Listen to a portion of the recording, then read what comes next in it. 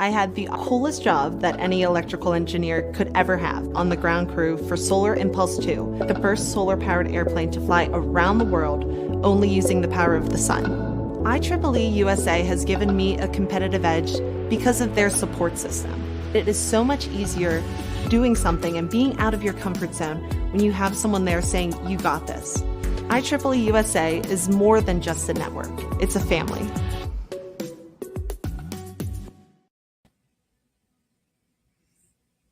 Good morning, everyone, and thank you for tuning in to this special IEEE USA live stream event, live from the Hill, an online discussion with Representative G.K. Butterfield of the 1st Congressional District in the state of North Carolina.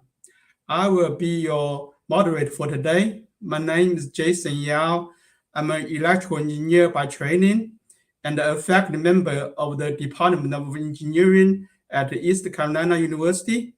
I'm a long-term IEEE member and I'm an active volunteer to many operating units of the IEEE. As a constituent of Congressman Butterfield, I'm really excited that he is joining us today for a discussion about research and development, energy, technology, and American innovation. Without further ado, I'd like to introduce Congressman Butterfield. Welcome, Congressman. Thank you very much, Jason. Thank you very much, Jason. And let me say good morning to all of you. And thank you so much to the Institute of Electrical and Electronics Engineers for just giving me the opportunity this morning to participate in this discussion. And to all of the IEEE members tuning in from all across the country, and I'm told that even some may be joining us today from around the world. Let me say good morning or good afternoon or good evening to you from wherever you may be connected. Let me just say I greatly appreciate Jason for his tremendous work and all that he's done for the field down through the years. Working at East Carolina University in my congressional district, I can tell you that he is among the best. I'd also like to thank each of you for presenting me with this award. I saw it last evening. It is a tremendous award, the IEEE-USA Award for Distinguished Public Service. What an honor. What an honor. And I thank you for the many, many years of partnership that many of you have had with my office and the advocacy that you have and exhibit every day.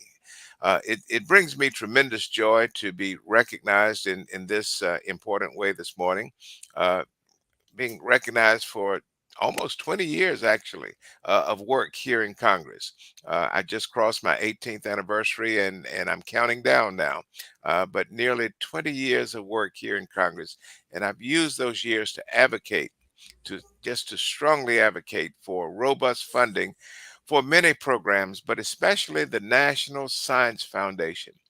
You can always tell what an organization's priorities are by looking at their budget, and you know, Congress is no different.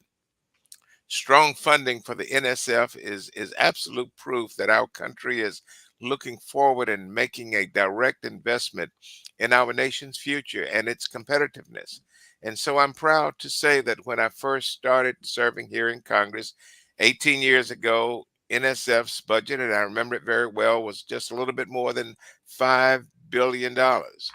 Now, in my last year in Congress, that appropriation has increased to nearly $9 billion. It's actually $8.84 billion, but somewhere in the vicinity of $9 billion. That is a phenomenal growth in NSF's budget, and I'm very proud of that.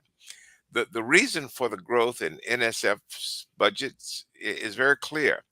When Congress funds NSF, it is funding innovative research. It's funding new research and maintaining our nation's status as the world's leader in innovation.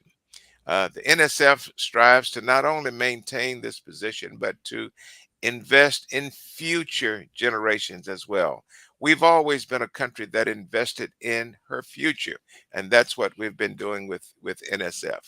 NSF allocates 27% of its total budget for research and Research conducted at U.S. colleges and universities, demonstrating its deep commitment to our nation's science and engineering workforce.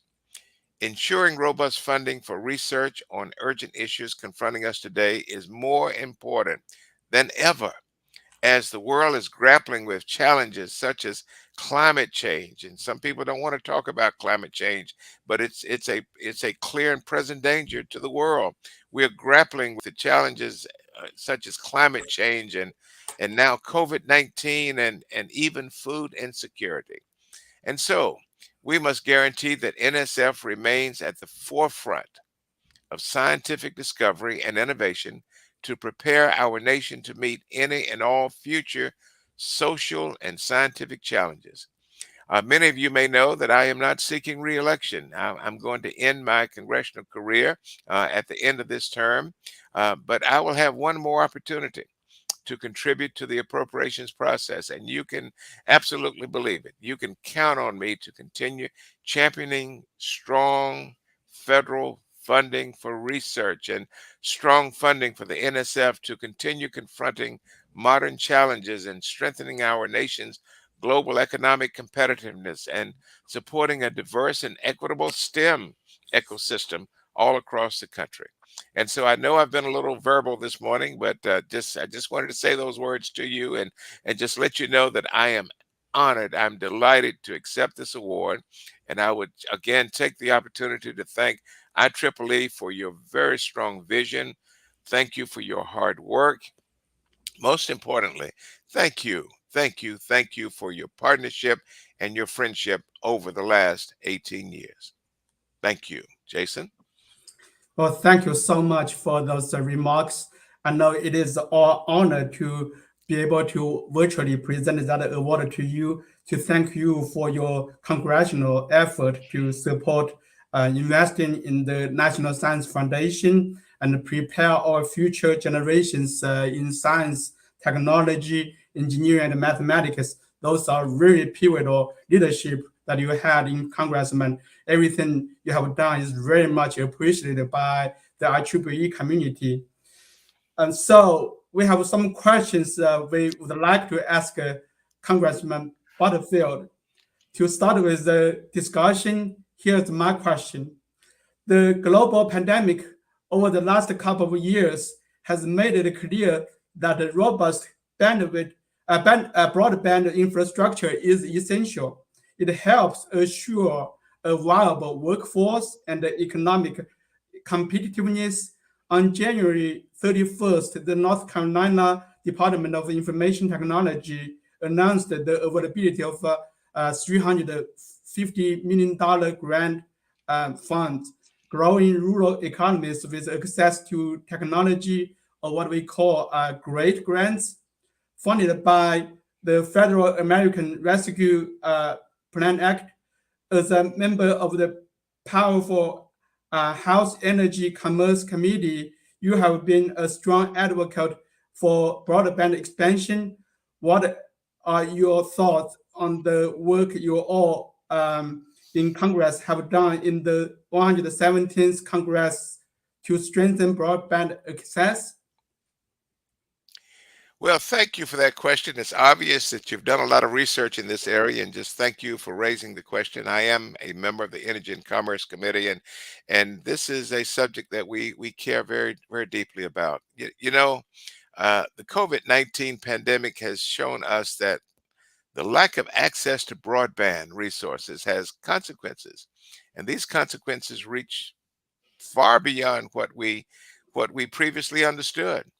It is now clear that a lack of fast broadband and reliable and affordable broadband impacts almost every area of our lives, from schooling to work to the healthcare industry.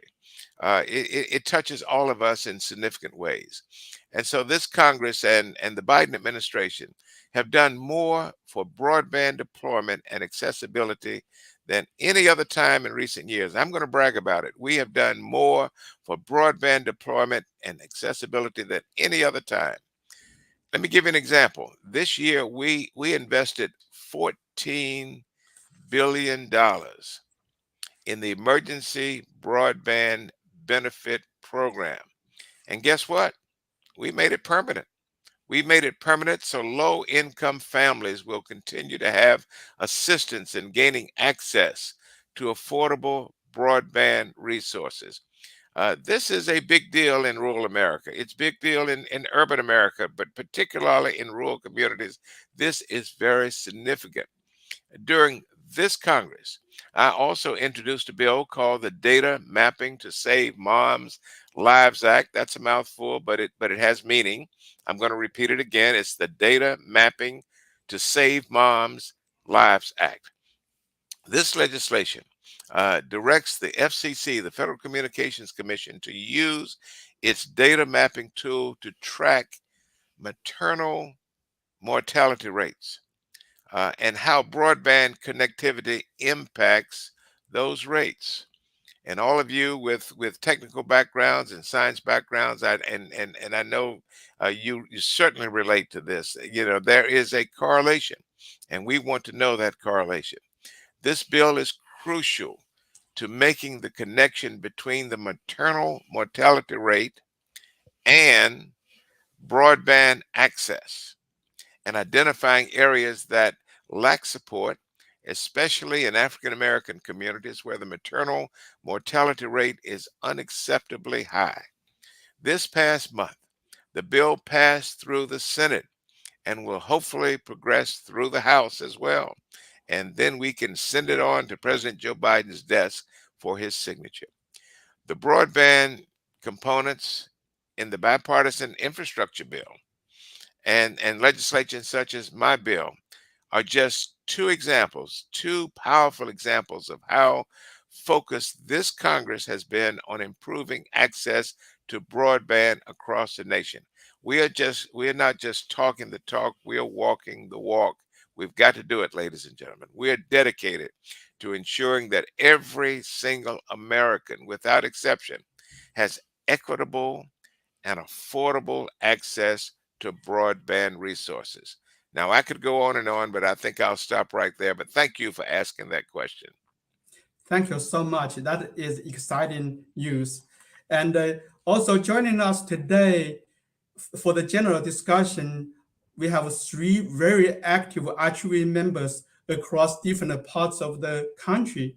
We have Faith David, we have Nikita Ruo, we have Dr. Gloria C, and they will ask their question. And next, we have a question from Faith David.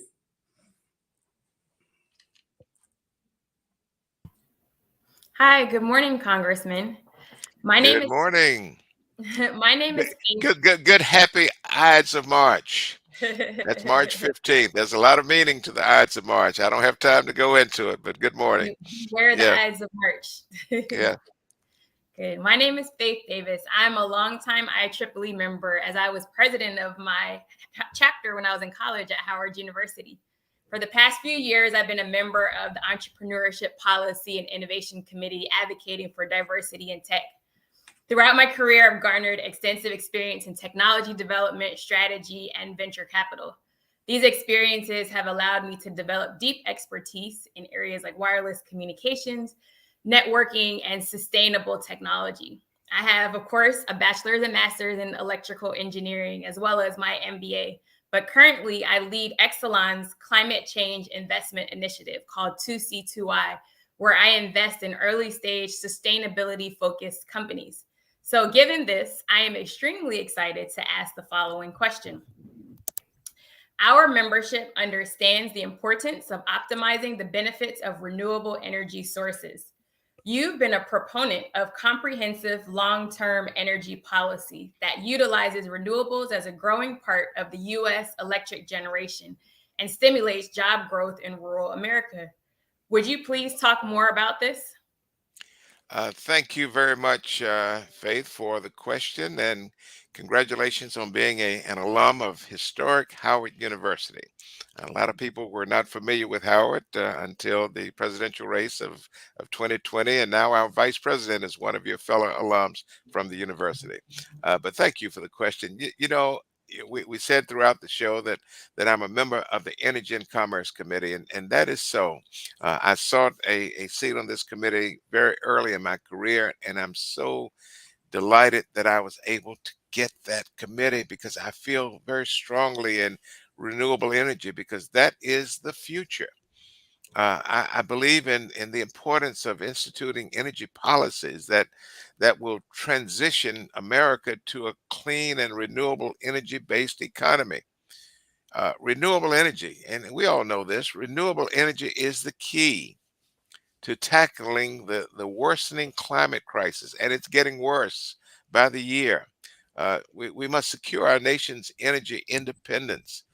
We must create clean and healthy and resilient communities in rural areas and underserved areas like the one that I represent. In this Congress, I have worked so hard, not just this Congress, in previous Congresses. I've worked so hard to advance wind energy and solar energy, and even nuclear. A lot of people are surprised when I say that, but I am a strong proponent of nuclear energy. I think it should be a renewable form of energy and other clean energy sources that will add high-paying jobs and deliver carbon-free electricity at an affordable price, not just to my home state of North Carolina, but all across the country. As a matter of fact, my home state has made significant strides in recent years. I'm very proud of my state. We are advanced. It now stands as one of the nation's top producers of electricity from nuclear power, and we say that unapologetically. We are one of the nation's top producers of electricity from nuclear power, and the second leading state in solar capacity. And I'm talking about installed solar capacity as well. And so that's why I've worked with the president and I've voted in support of that. That's this president now. I've worked with this president, President Joe Biden, and I've voted in support of the historic passage of the infrastructure bill, the bipartisan infrastructure bill, I might say. And this bill invests, as I recall, $65 billion to build thousands of miles of transmission lines that deliver clean energy and $7.5 billion in electric vehicle charging infrastructure. Now, that's huge. This is a major step towards strengthening energy resiliency and stimulating job growth in rural America. And so thank you for the question. I just remain committed to working closely with my colleagues on the committee, working with the president to expand our investments in renewables and transform America to a clean energy economy.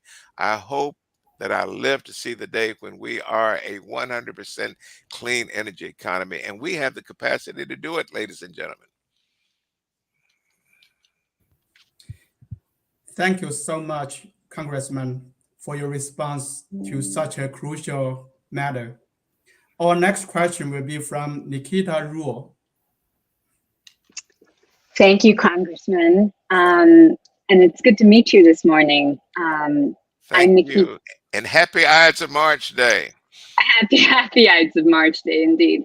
You know, this was the day that Julius Caesar was assassinated. I remember that from college many years ago. The Ides of March. That's correct. I happened to be part of the play in high school, so yes, it's burned into my memory.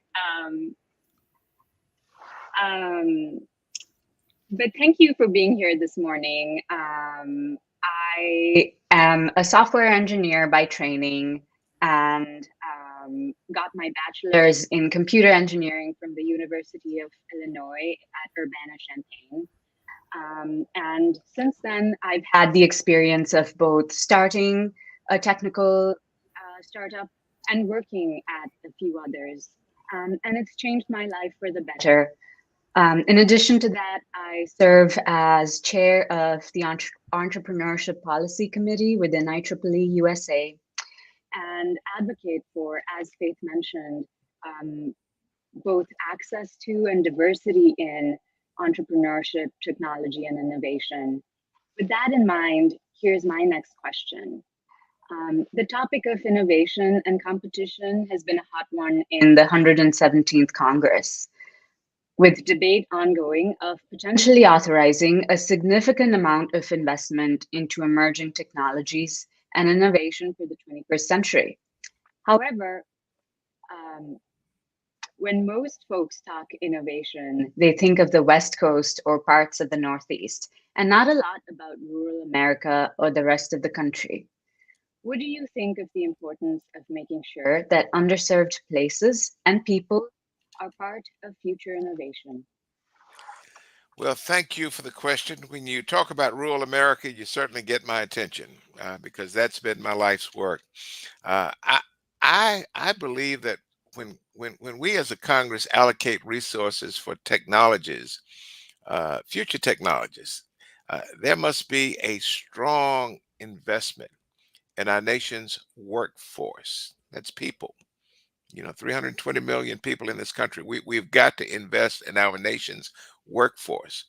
Congress must ensure that the workforce in underserved communities has equitable access to training and education and entrepreneurship opportunities. And you're part of a startup company, and you know the challenges that startups face, but entrepreneurs need to have an opportunity to develop their dreams. We must prioritize equipping these communities with the skills they need to compete for the high paying jobs that are created by the emerging markets. And we're going to continue to see markets emerge. And I have a couple of grandsons who are just enamored with some of the new technologies that are now being put on the market, and they're going to be continuing investments in technology. And we must be prepared to create jobs that are good paying jobs with good benefits, so that the American people can be secure. That is why I'm proud to have voted in favor of passing the Competes Act. I think it's called the America Competes Act, which passed out of the House back in early February. In addition to the $160 billion investments for revitalizing America's research infrastructure and making investments in innovation, this bill includes specific provisions to prepare our people, our workforce, for scientific innovation by extending pathways to apprenticeships and expanding access to STEM coursework and accelerating efforts to increase participation in STEM by historically underrepresented groups. And I'm also thrilled to see that the bill authorizes significant funding increases for the NSF. And I'm back to NSF again because that's my crown jewel. It authorizes significant funding increases for NSF while standing up the new Directorate for Science and Engineering Solutions at that agency. The last intel is that the Senate will take up our bill. We're hoping and praying. Our last information is that the Senate will be taking up our bill in the coming weeks. They may make some changes, they may amend it, but they will start the process for a formal conference on the bill between the House and the Senate. So I'm excited about the future. I hope you can hear it in my voice. I'm excited about the future. Thank you so very much for asking the question. Thank you, Congressman. Having ample investment and maintaining our innovation edge is key for the U.S. to stay in the leading position of the rest of the world. Now, we have a question from Dr. Gloria C. Good morning, Congressman. Good Happy morning. Thank you again for sharing your time with us today. I'm also an electrical engineer and have worked and studied in a variety of different fields across electrical engineering, but I started with photovoltaics research as an undergrad, so also a big fan of the renewable energy space. Throughout that time, I've always been interested in R&D and STEM policy and advocacy, especially around funding those opportunities. And in that vein, when you retire at the end of the 117th Congress, there will be a huge void left from your longtime leadership in the annual appropriations process and your continuing fight for increased funding and R&D. Who do you see that may step in to fill your shoes, follow in your footsteps, and how can we as constituents, voters, and engineers support that important work? Well, thank you very much for the question. Now you're making me sad. Throughout this retirement process, I've been looking forward to the day when I can move out and move into the private sector. But now you've got me really thinking about what I'm leaving behind. But I'm still ready to move on to the next phase of my life. But let me tell you, here's the good news.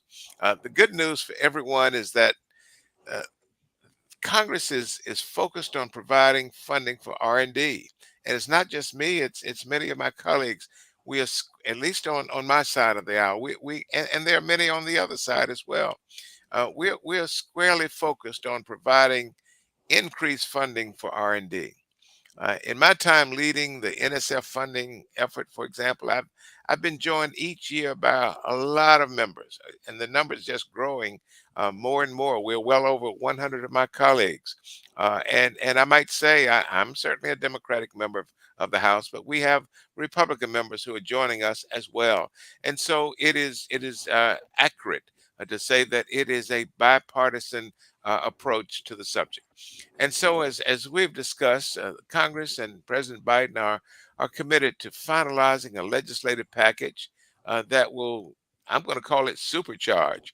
It's going to supercharge American innovation. It's going to supercharge competitiveness. And all of you are in the right space right now. This is where you need to be because we're going to see an explosion of innovation in the years to come. America is great, and we're going to be even greater. We are ready to launch, and I'm delighted that you're going to be a part of it. IEEE must continue to be ceaseless, never ending in your effort to educate my colleagues, members of Congress, on the importance of research and development. We must have strong R&D funding at the National Science Foundation and in other places as well. So thank you for the question. I urge you to continue engaging in conversation. That's the way this process works. You've got to talk with us. You've got to let members of Congress hear from you, not just in the House, but also in the Senate as well, and on both sides of the aisle. Make sure that robust research and development funding remains front and center on the minds of your group and as well as my colleagues here in Congress. It's all hands on deck approach. That's the approach that we must have. I'm sorry if I went over time, but I just like to just ramble when it comes to subjects like this. And I just thank you for your passion. I feel like I'm talking to like-minded people, and so we are in this together. Thank you. Thank you so much for your response, Congressman. Yeah, thank you so much, Congressman. And I want to make it clear, like your many years of congressional champion for like the research and development efforts, investment for federal investment in R&D at NSF, they are all very much appreciated. The discussion was great, and having inputs from legislators certainly helps all us, the IEEE community, better position ourselves to play our roles. Unfortunately, we are out of time today. I'd like to give a huge thanks to Congressman Butterfield for taking the time out of your busy schedule to visit us today. And thanks to our IEEE member participants for joining us for the great questions. We would also like to thank you, our audience members, for tuning in as well. We hope you all have enjoyed this special IEEE-USA live stream event and have a great rest of your day. Thank you. Thank you very much.